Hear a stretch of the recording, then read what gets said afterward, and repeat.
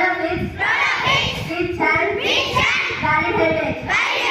I shall always try to be worthy of it.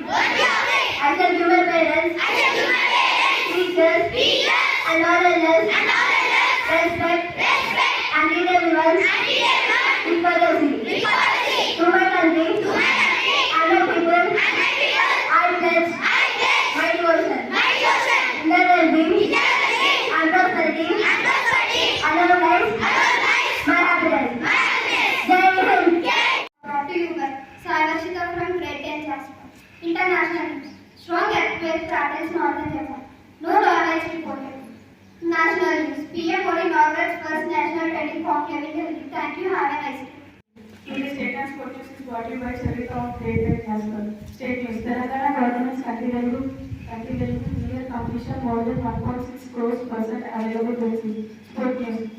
WTC Finals Australia became first team in history to win all 4 ICC titles. Next my friend will continue weather report. Thank you. Everyone, today's weather forecast is brought to you by Dr. Reddy of Grade.X. Today's maximum temperature is 39 degrees Celsius and minimum temperature is 27 degrees Celsius. Thank you. Have a good day. Good morning to everyone. Today's talk is brought to you by Sarvashita of Grade.X. Thought. If you can dream it, you can do it. This talk is all about encouraging students to pursue their goals and dreams. Thank you. Today's word is brought to you by Harika of Grade.X. Today's word is dream. It spells as DREAM. It means to desire something very much and hope that it happens. Friends, please spell after me. Dream. DREAM. Dream. Thank you. Good morning to everyone.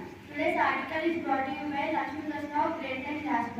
The United Nations observes June 12 each year as a World Day Against Child Labour to bring attention to evil practices of child labour across the world.